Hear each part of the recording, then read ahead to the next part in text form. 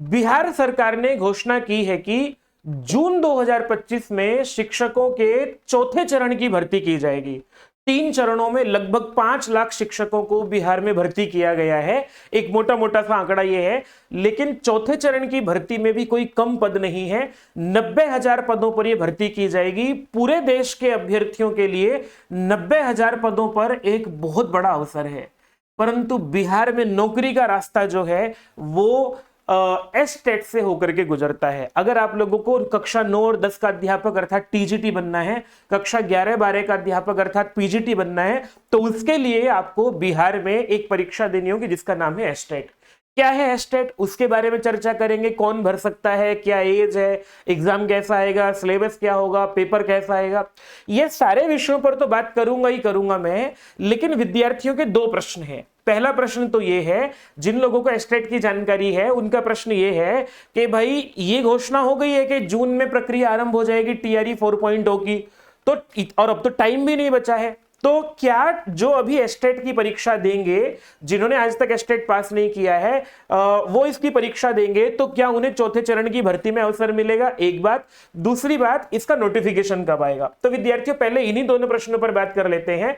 मैं आपको बता देता हूं कि सरकार ने घोषणा की थी कि भाई जून पेपर टीआरई की घोषणा जो है, टीआरई की प्रक्रिया भले ही कभी भी शुरू हो, लेकिन टीआरई से पहले पहले जो है, शिक्षक भर्ती से पहले पहले हम एस-टेट की परीक्षा कराएंगे। चौथे चरण की भर्ती से पहले एस-टेट की परीक्षा होगी। बिहार ने जो है, बिहार विद्यालय परीक्षा समिति को ऐसा एक पत्र दिया था। माध्यमिक शिक्षा पात्रता परीक्षा को लेकर के शिक्षा विभाग ने पहले ही एक लेटर दे दिया है कि चौथे चरण की भर्ती तब होगी जब पहले एस-टेट होगा। और एस-टेट का इतिहास ये रहा है विद्यार्थियों कि एस-टेट की सारी प्रक्रिया, आवेदन से लेकर के परीक्षा तक की प्रक्रिया 15 दिनों में पूरी हो जाती है। रिजल्ट भी जो है 15 से 20 दिनों में घोषित हो जाता है।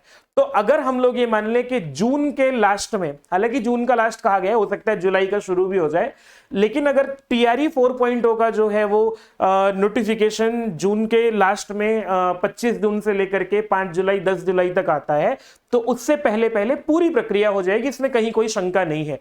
एस-टेट का इतिहास भी रहा है, पहले से 10 दिन में परीक्षा करा ली थी पिछली बार भी। तो आप लोग जो है वो देखेंगे 90,000 शिक्षकों की भर्ती के लिए एस-टेट का नोटिफिकेशन हम ये मान करके चल रहे हैं कि अभी मई चल रहा है और मई के हमारे पास अभी 5 दिन शेष है।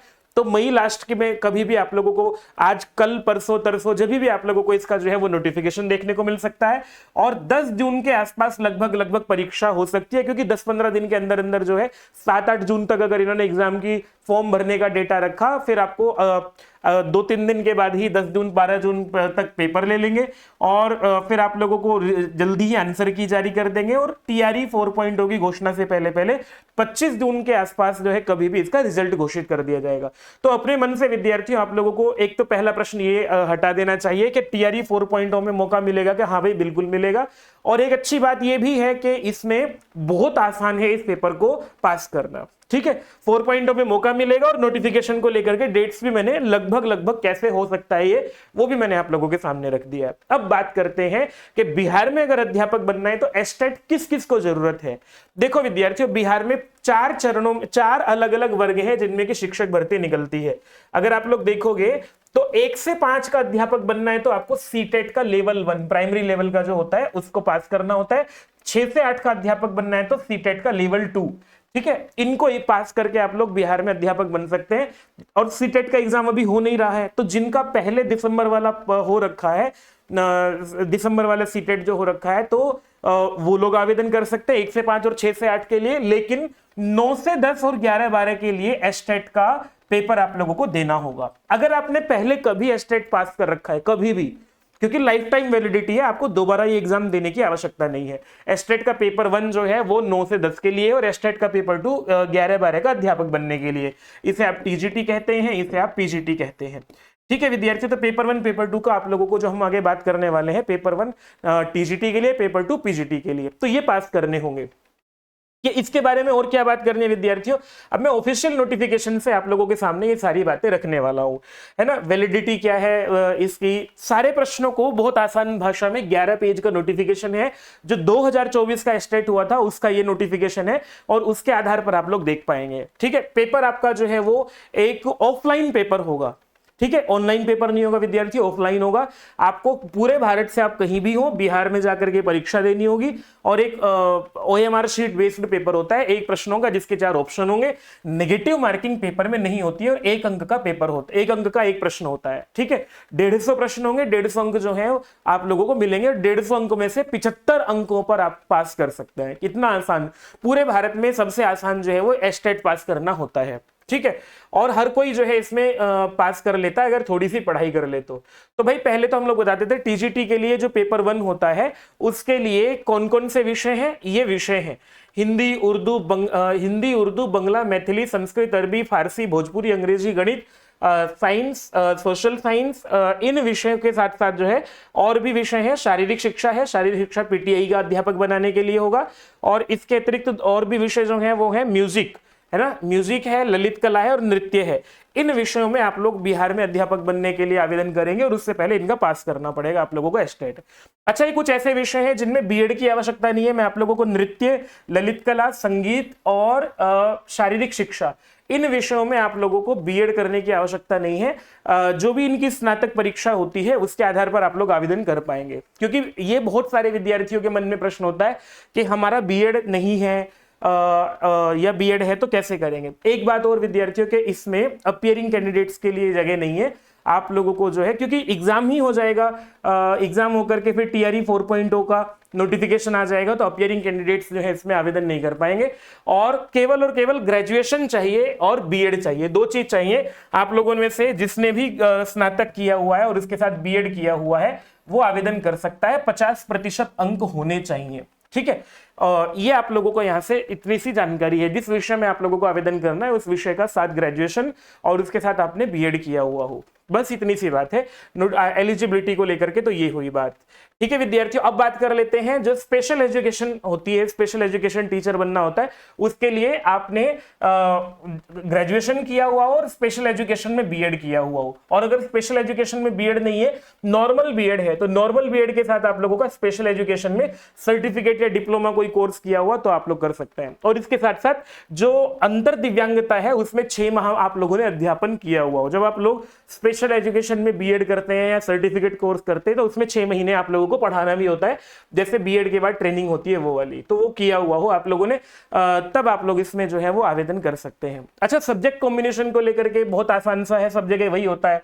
जैसे गणित में अध्यापक बनना है तो गणित के लिए कहा गया है कि गणित के साथ आप लोगों ने जो है भौतिकी, इलेक्ट्रॉनिक्स, कंप्यूटर साइंस, रसायन, सांख्यिकी, इनमें से कोई 2 विषय पढ़े हुए हो तो आप गणित का विषय ले सकते हैं, है ना। और बीसीए की योग्यता जो है, कंप्यूटर साइंस अगर पढ़ने वाले लोग जो है, कंप्यूटर साइंस बीसीए वाले लोगों को इसमें एलिजिबल माना गया है गणित में आवेदन करने के लिए। दूसरी बात, विज्ञान विषय को लेकर के कहा गया है कि जंतु विज्ञान, वनस्पति विज्ञान, रसायन शास्त्र और इनमें से कोई जो है वो विषय आप लोगों ने ग्रेजुएशन में पढ़ा हुआ हो, या फिर इंजीनियरिंग में आप लोगों ने ग्रेजुएशन किया है, बैचलर ऑफ इंजीनियरिंग आप लोग इंजीनियर हैं, बैचलर ऑफ इंजीनियरिंग आप लोग हैं, तो उसमें साइंस आपके पास वो एक सब्जेक्ट के रूप में होना चाहिए, है ना। बायोटेक्नोलॉजी, माइक्रोबायोलॉजी वालों को भी जो इसमें आवेदन कर सकते हैं वो लोग। सोशल साइंस के लिए कहा गया है कि भाई इतिहास, भूगोल, अर्थशास्त्र, राजनीति शास्त्र में से कोई 2 विषय ग्रेजुएशन में पढ़े हुए हो, बीएड किया हुआ, आप लोग आवेदन कर पाएंगे। और जिस भाषा में आपको आवेदन करना है उस भाषा में आपने वो भाषा ग्रेजुएशन लेवल पर पढ़ी हुई हो। एलिजिबिलिटी को लेकर के टीजीटी की एलिजिबिलिटी जो है वो ये हो गई है। पीजीटी की एलिजिबिलिटी इतनी सी है कि पीजीटी में बहुत सारे विषय हैं, हिंदी, उर्दू, अंग्रेजी, संस्कृत, बांग्ला, मैथिली, मगही, अरबी, फारसी, भोजपुरी, पाली, प्राकृत, गणित, भौतिक विज्ञान, रसायन, जंतु विज्ञान, क्योंकि साइंस को अलग अलग करके बांट देते हैं यहाँ पर, भौतिक विज्ञान, रसायन विज्ञान, जंतु विज्ञान, इतिहास, भूगोल। वहां पर सोशल साइंस का टीचर होता है, यहाँ इतिहास का अलग होता है, भूगोल का अलग होता है, राजनीति शास्त्र, समाज शास्त्र, अर्थशास्त्र, दर्शन शास्त्र, मनोविज्ञान, गृह विज्ञान, वनस्पति विज्ञान, इन विषयों में आप लोग जो है। और इसके अतिरिक्त एक वाणिज्य है विषय, है ना, वो तो अलग विषय, वाणिज्य एक अलग विषय है, कंप्यूटर साइंस एक अलग विषय है, और कृषि है, संगीत है, इन विषयों में आप लोगों को आवेदन करना है। तो ये बिना बीएड वाले विषय है, संगीत, कृषि बिना बीएड वाला विषय है। और इसके साथ जो कंप्यूटर साइंस है वो बीएड वाले भी और बिना बीएड वाले भी आवेदन कर सकते हैं, ये भी ध्यान रखने वाली बात है। वाणिज्य वाले भी जो लोग हैं वो 50% अंक है तो आवेदन कर सकते हैं। तो 50% आप लोगों के पोस्ट ग्रेजुएशन में होनी चाहिए, बीएड होनी चाहिए, आप आवेदन कर पाएंगे। एलिजिबिलिटी को लेकर के ये वाली बात हो गई है विद्यार्थियों। और इसमें जो है ना कुछ अलाइड सब्जेक्ट्स भी होते हैं। पोस्ट ग्रेजुएशन में आप लोगों ने जो है अगर फिजिक्स में आवेदन करना है तो फिजिक्स के कुछ अलाइड सब्जेक्ट्स हैं, ये देख लीजिएगा, इतना आप लोगों को सबको समझ में आता ही होगा। पाठ्यक्रम को लेकर के इसमें बड़ा भ्रम है। मैं बहुत सारी वीडियोस देखता हूं, लोग कहते हैं कि जी पाठ्यक्रम जो है वो आपका जिस जिस स्तर पर पढ़ाना है तो एनसीईआरटी से काम हो जाएगा या एससीईआरटी से काम हो जाएगा। ये थोड़ा सा भ्रमित करने वाली बात है, ये पूरा काम नहीं होगा विद्यार्थियों, क्योंकि एस्टेट जो है वो पूरा का पूरा पाठ्यक्रम देता है। कहाँ है वो पाठ्यक्रम मैं आप लोगों को बताऊंगा। हालांकि एस्टेट की ऑफिशियल वेबसाइट जो है वो तभी एक्टिवेट होती है जब ये इसके लिए आवेदन करते हैं। ठीक है, पाठ्यक्रम के लिए मैं अभी थोड़ा सा रुक जाता हूं, आप लोगों को पूरा पाठ्यक्रम एक वेबसाइट से दिखा देता हूं। एक कंपनी की वेबसाइट, बहुत सारी कंपनी है, किसी भी कंपनी की वेबसाइट पर जाएंगे सब पर पाठ्यक्रम डाला हुआ होगा। आप लोग जो पाठ्यक्रम दिया हुआ है उसी को पढ़िएगा, क्योंकि इसमें ग्रेजुएशन पोस्ट ग्रेजुएशन लेवल को अलग अलग करके लिखा गया है। ठीक है, और पेपर पैटर्न ऐसा होता है कि इसमें 100 प्रश्न तो आपके प्रश्न विषय से पूछे जाएंगे। ठीक है, इसमें जो है वो 100 प्रश्न आप लोगों को आपके सब्जेक्ट के होंगे और 50 प्रश्न जो है वो शिक्षण कला या रीजनिंग है, मैथ्स है, मतलब जनरल स्टडीज के जो होते हैं वो होंगे। अगर आप लोग जो है इसका एक प्रश्न भी ठीक ना करो और 100 के 100 प्रश्न अपने सब्जेक्ट के ठीक कर दो, क्योंकि 75 पर तो पास है, तो भी विद्यार्थी, इसलिए इसको पास करना बहुत आसान है। जो जिनको जनरल स्टडीज से डर लगता है वो अपने विषय के आधार पर भी इसको पास कर सकते हैं। भारत में पूरे सभी राज्यों से आवेदन कर सकते हैं। भारत का नागरिक होना अनिवार्य योग्यता, और कोई योग्यता नहीं है इसमें। ठीक है, और इसमें विद्यार्थियों ये भी कहा गया है कि हाँ, जो पिछड़ा वर्ग के हैं, मतलब अब ये रिजर्वेशन कहां का होगा, केवल बिहार का। जो बिहार के बाहर के अभ्यर्थी होंगे वो जनरल कैंडिडेट कहे जाएंगे, और जो बिहार के बाहर के अभ्यर्थी हैं, जो बिहार के अभ्यर्थी हैं वो अनुसूचित जाति, अनुसूचित जनजाति, अत्यंत पिछड़ा, पिछड़ा वर्ग जो है या दिव्यांग श्रेणी के जो विद्यार्थी हैं, उनको 5% छूट दी गई है निर्धारित अर्हतांक में। निर्धारित अर्हतांक का क्या मतलब है कि आप लोगों को न्यूनतम जो है वो 75 अंक लाना जरूरी है, तो उनको 5% की छूट और दी गई है। वो भी मैं आप लोगों को बताऊंगा, मतलब कितने न्यूनतम अंक लाना जरूरी है अभी कर लेते हैं। पहले एज की बात कर लें। 21 वर्ष जो है वो आप लोगों की न्यूनतम आयु है, और अधिकतम आयु कहा गया है पुरुषों की 37, महिलाओं की 40, पिछड़ा वर्ग के लिए जो है वो 40 वर्ष, अति पिछड़ा के लिए जो है वो 40 वर्ष। और ये कब को ये किस दिन काउंट होगी, जिस दिन फॉर्म भरने की लास्ट डेट होगी उस दिन तक। ठीक है, अनुसूचित जनजाति ये सब के लिए आप लोगों को एज क्राइटेरिया हो गया है। एज क्राइटेरिया के बाद अब आप लोग चलते हैं कि उत्तीर्ण अंक कितने हैं। आपको जो है सामान्य, मतलब पूरे भारत से अलग स्टेट के जो भी भरेंगे वो 50% अंक, यानी कि 150 में से 75 नंबर लाने पर, और जो पिछड़ा वर्ग के हैं वो 45.5% अंकों पर जो है, यानी कि 5% कम कर लीजिए, है ना। इसमें से लगभग जो है वो 70-72 अंकों पर जो है वो इसमें 72 अंकों पर जो है लगभग हो जाएगा, 71-72 अंकों पर। और अत्यंत पिछड़ा जो है ये 42.5% अंकों पर हो जाएगा। तो इस तरह से 40-40% अंकों पर जो है ये महिलाओं के लिए, दिव्यांगों के लिए कहा गया है। महिलाओं को लेकर के थोड़ा सा अलग कोर्ट में केस है। कुछ लोग कहते हैं कि भाई सारे भारत की महिलाएं, कुछ लोग कहते हैं कि भाई नहीं, इसका इंटरप्रिटेशन ऐसा भी करते हैं कि केवल बिहार की महिलाएं। प्रमाण पत्र आप लोगों ने एक बार एस्टेट दे दिया, हमेशा वैलिड रहेगा। इसके बाद आप लोगों को जो है वो बात रही कि भाई शुल्क क्या है, 960 रुपए और 1440 रुपए शुल्क हो गया है। अगर आप लोग पेपर 1 पेपर 2 अलग अलग भरते हैं तो 960 रुपए हो गया है, और एक साथ भरते हैं तो 1440 रुपए हो गया। नॉर्मलाइजेशन होता है, एक विषय अगर उसकी अलग अलग शिफ्ट में परीक्षा होती है तो नॉर्मलाइजेशन होगा। इसके बाद आप लोगों को जो है पेपर 2.5 घंटे का टाइम होगा 150 प्रश्नों को करने के लिए।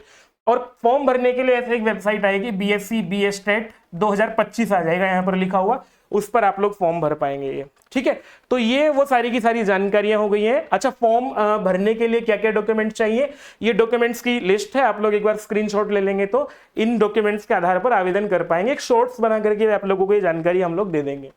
ठीक है विद्यार्थी, बाकी इसमें से अब बात कर लेते हैं हम लोग। एलिजिबिलिटी हो गया है, सिलेबस के बारे में बात कर लेते हैं, एज हो गया, एग्जाम पैटर्न हो गया, बाकी सब बातें हो गई हैं। लेकिन हम लोग बात कर लेते हैं कि अब प्रीवियस ईयर पेपर कहाँ मिलेंगे, सिलेबस कहाँ मिलेगा। मैं आपको एक वेबसाइट दिखा देता हूँ। आप लोग वैसे तो किसी भी कंपनी की वेबसाइट देखेंगे, लेकिन मैं अड्डा 24/7 में पहले काम करता था, इनकी वेबसाइट अच्छी है। आप लोग देखेंगे तो बिहार एस्टेट को लेकर के सारे के सारे पेपर डाले हुए हैं सब्जेक्ट वाइज। ठीक है, ये पेपर है, और पेपर से ऊपर अगर आप लोग जाकर के देखेंगे तो सिलेबस भी मिल जाएगा इसी तरह से आपको यहाँ से। ठीक है, सिलेबस को लेकर के पूरा का पूरा ये दिख जाएगा यहाँ से।